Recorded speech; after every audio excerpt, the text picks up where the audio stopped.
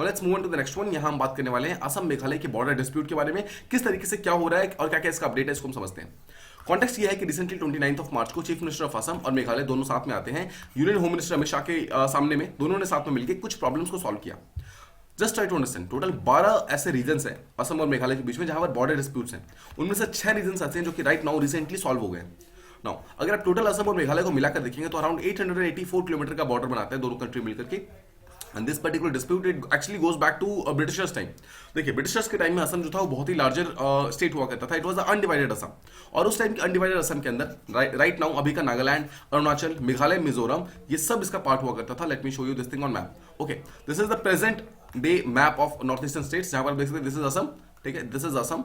इसके अलावा this is Arunachal, we have यहाँ पर नागालैंड, ठीक है, then we have Manipur, Mizoram, Tripura, Meghalaya and this is यहाँ पर सिक्किम, ठीक है। ऑलराइट, अगर आप पहले का देखेंगे तो ये जो असम है ना, ये जो आप पूरा देख रहे हैं अरुणाचल प्रदेश, इसका मेजॉरिटी ऑफ द पार्ट पहले असम का पार्ट हुआ करता था, नागालैंड का मेजॉरिटी पार्ट इसका हुआ करता था, मिजोरम का मेजॉरिटी पार्ट हुआ करता था इसका, ठीक है, और मेघालय का पार्ट इसका हुआ करता था। तो जस्ट रिमेंबर कि Manipur was never a part of Assam and Tripura was never a part of Assam. तो if you are asked question कि कौन से दो स्टेट्स ऐसे हैं नॉर्थ ईस्टर्न स्टेट्स के अंदर जो कि कभी भी असम का पार्ट नहीं रहे हैं, these are Manipur and Tripura, ठीक है। ऑलराइट, तो आप समझ गए। देखिए आप देख सकते हैं ये एक्चुअली पुराना मैप है, ये सकते हैं आप पूरा ही। अगर आप इस चीज को बाहर निकाल दो, इस चीज को बाहर निकाल दो, इन सबको बाहर निकाल दो, तो ये सारा का सारा जो रीजन है, ये सबका सब पहले पूरे के पूरे असम का पार्ट हुआ करता था। एंड दिस शोज कि जो एक्चुअली अनडिवाइडेड असम था that was very very large. But what happens in 1972 के अंदर मेघालय को यहाँ पर एक अलग से स्टेटहुड दिया जाता है, जहां पर there was a agreement, there was a act that was brought, Assam reorganisation act 1969, उसके तहत ही मेघालय को यहाँ पर अलग कर दिया गया।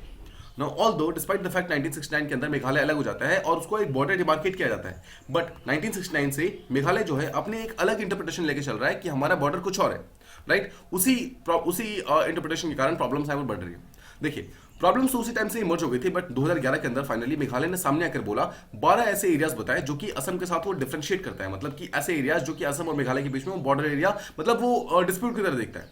नाउ ये जो जितने भी आप डिफरेंसेस देखने वाले हैं उनमें से कुछ डिफरेंसेस देखिए ये बेसिकली अलग अलग टाइम पे आए हैं। जैसे कि एक उसमें से एग्जांपल यहाँ पर ऑथर ने दिया हुआ है कि 1951 में एक कमेटी बनाई गई थी, भाई उस टाइम के असम के चीफ मिनिस्टर गोपीनाथ बोरदोलोई के मतलब अध्यक्षता में ये कमेटी बनाई गई थी, और इसी पर्टिकुलर कमेटी ने यहाँ पर कुछ बात कही थी। उन्होंने ये रिकमेंड किया था दैट जो यहाँ पर जयंतिया हिल्स है, जो मेघालय का पार्ट है, उसमें ब्लॉक 1 और ब्लॉक 2 नाम के 2 रीजन है। इस ब्लॉक 1 ब्लॉक 2 को यहाँ पर आपको ट्रांसफर कर देना चाहिए मिकिर हिल्स यानी कि जो कि असम के अंदर प्रेजेंट है। So just try to understand, Meghalaya के कुछ पार्ट्स को यहाँ पर असम को शिफ्ट करने को बोला गया था। सिमिलरली मेघालय के अंदर जो गारो हिल्स है उसको पूरी तरह से शिफ्ट करके असम के अंदर जो गोलपारा डिस्ट्रिक्ट है उसके अंदर करने को बोला गया था। वंस अगेन मेघालय की कुछ चीजों को असम के अंदर यहाँ पर शिफ्ट करने को बोला गया था।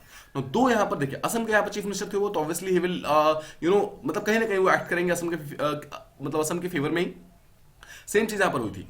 इसके कारण यहां पर डिस्प्यूट स्टार्ट हुए थे।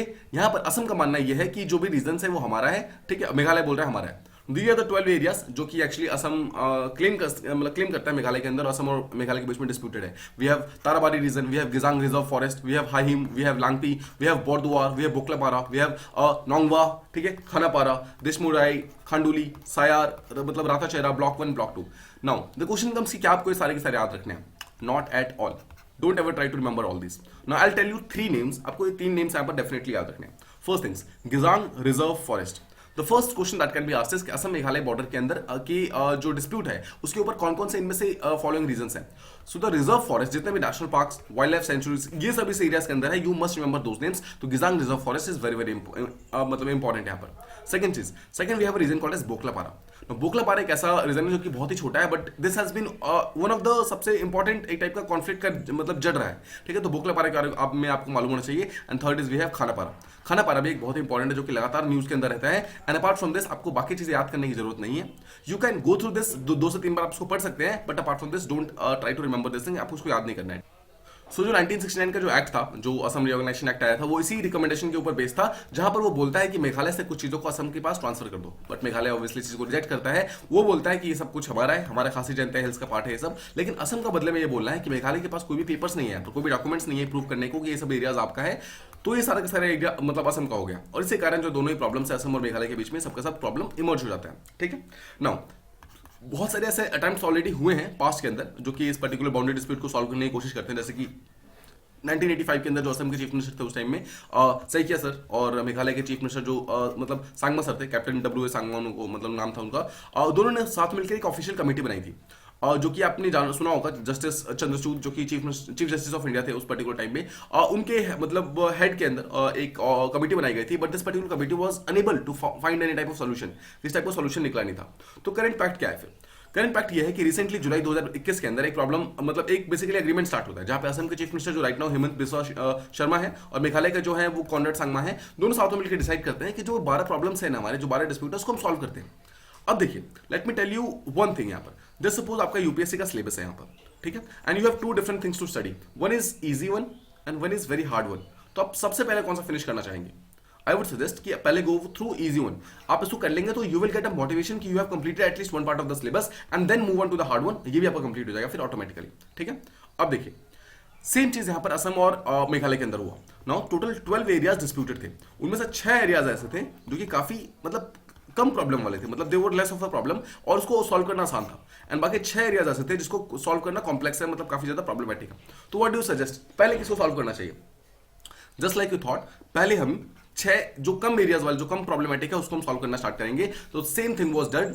यहां पर डिसाइड किया गया था, देखिए कि कुछ बहुत सारी मीटिंग्स वगैरह हुई, बहुत सारी यहां पर टीम्स वगैरह ने विजिट करना स्टार्ट किया डिस्प्यूटेड एरियाज को, और फाइनली 5 म्यूचुअली अग्रीड प्रिंसिपल्स उन्होंने डिसाइड किया कि 5 डिफरेंट प्रिंसिपल्स पे हम इन 6 एरियाज को यहां पर डिवाइड करेंगे और इसको हम बेसिकली डिस्प्यूट को सॉल्व करेंगे।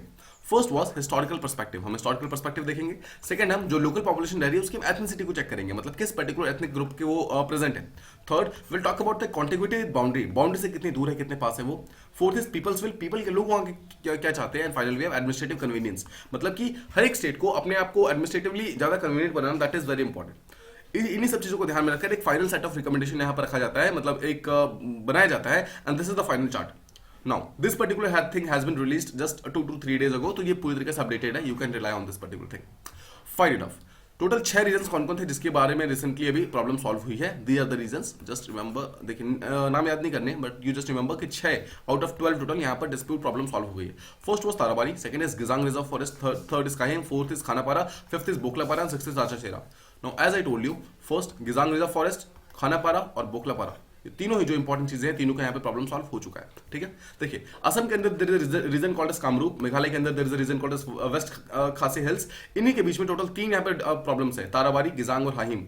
इन तीनों के बारे में प्रॉब्लम होती है। तो मैं आपको एक एग्जांपल बताता हूँ किस तरीके से सॉल्व हुआ है। जैसे ताराबारी जो रीजन है, वहां पर टोटल 4.59 स्क्वायर किलोमीटर का जो, मतलब किलोमीटर स्क्वायर का जो एरिया है वो डिस्प्यूटेड था, ठीक है, 4.69 का, sorry. Alright. So what was decided was, after this particular thing, सब कुछ देखने के बाद डिसाइड किया गया कि इसके अंदर असम को कुछ भी नहीं मिलेगा and everything will be given to Meghalaya, and this was okay by, मतलब असम के लिए भी ठीक था। ऑलराइट, सेकंड जो डिस्प्यूटेड था that was Gizang reserve forest. Total 13.5 kilometre square का वो एरिया था, उसमें से 10 किलोमीटर स्क्वायर जो है वो असम को दे दिया गया, सिर्फ 2.9 जो है मेघालय को दिया गया। Again Meghalaya was okay with this. Hahim जो था उसमें से 3.5 टोटल किलोमीटर स्क्वायर था, उसमें से 0.3 असम को दिया गया और 3.2 यहाँ पर मेघालय को दिया गया। सिमिलरली वी हैव खारापारा, खारापारा में 2.2 था, उसमें से 1.74 असम को दिया गया, 0.55 मेघालय को दिया गया, 1.5, मतलब इस तरीके से। Now, do you need to remember this? No, not at all. Don't remember this. I have told you just to make you understand कि आपको समझ आ जाए कि exactly किस तरीके से ये चीज मूव ऑन हुआ है. You don't need to remember this. So, 2011 के अंदर जो यहाँ पर क्लेम्स वगैरह स्टार्ट हुए थे मेघालय के लिए, उसके अंदर टोटल 36 किलोमीटर स्क्वायर का जो एरिया था उसको टेकअप किया गया इस अभी बातचीत के लिए, और उस पूरी तरीके से प्रॉब्लम को सॉल्व कर लिया गया। और इस 36 में से 30 स्क्वायर किलोमीटर जो है यहाँ पर मेघालय को दिया गया। तो क्वेश्चन कम्स कि नेक्स्ट स्टेप्स क्या है। नेक्स्ट स्टेप ये है कि जो सर्वे ऑफ इंडिया है वो अभी यहाँ पे जाएगी, उसको डिलिनेट करेगी, डिमार्केट करेगी, बाउंड्री को प्रॉपर्ली डिसाइड करेगी कौन सा किस स्टेट के अंदर आ रहा है, and the presence of representative of both the government, Assam और मेघालय के लोग आएंगे, यहाँ पर प्रॉब्लम को सॉल्व किया जाएगा। सेकंडली उसके बाद उसको पार्लियामेंट के अंदर लाया जाएगा, पार्लियामेंट में जो भी आर्टिकल्स वगैरह जो कंसर्न आर्टिकल्स है उसको यहाँ पर चेंज किया जाएगा, अमेंड किया जाएगा, और उसका फिर उसको फाइनली अप्रूव किया जाएगा, बट इसके अंदर टाइम लगेगा ऑब्वियसली, राइट। यहाँ पर देखिए, अब यहाँ पर हुआ यह है कि टोटल 6 एरियाज जो कि इजीली जिसमें प्रॉब्लम सॉल्व नहीं थी वो इजीली मतलब सॉल्व हो गई हैं, जो कि इजी थे। अब जो बाकी जो 6 बच गए हैं उसके अंदर ऑब्वियसली वो ज्यादा कॉम्प्लेक्स हैं, उसको सॉल्व करने में थोड़ा टाइम लगेगा, बट लेट्स होप कि वो भी जल्दी ही सॉल्व हो जाएगा। नो, क्या इसमें कोई ऑपोजिशन हुआ है? यस, ऑब्वियसली बहुत सारे ऑपोजिशन आए हैं, जो भी ऑपोजिशन पार्टी में, जो मेघालय के अभी जो फॉर्मर चीफ मिनिस्टर थे उन्होंने इसको क्रिटिसाइज किया है, उन्होंने बोला है कि कॉम्प्लेक्स एरियाज अभी बचे हुए हैं, प्रॉब्लम सॉल्व नहीं हुई है। सिमिलरली असम का भी जो अपोजिशन लीडर है वो भी यही बोल रहे हैं कि अभी तक जो मतलब कॉम्प्लेक्स वाले हैं वो सॉल्व नहीं हुए हैं। यहाँ तक कि उन्होंने ये भी बोला है कि जो अभी राइट नाउ जो असम के चीफ मिनिस्टर हैं उन्होंने इस पर्टिकुलर चीज को बिना किसी स्टेट असेंबली में डिस्कशन के बाद ही इस चीज को मतलब लेकर गए थे, उन्होंने होम मिनिस्टर से बात की। The point is this was very irresponsible and unconstitutional, ठीक है, मतलब इस तरीके से मूव ऑन कर रहा है। आई होप आपको बेसिक आइडिया लग गया कि असम और मेघालय के बीच में जो प्रॉब्लम है वो किस तरीके से मूव ऑन कर रहा है, किस तरीके से वो आगे बढ़ रहा है।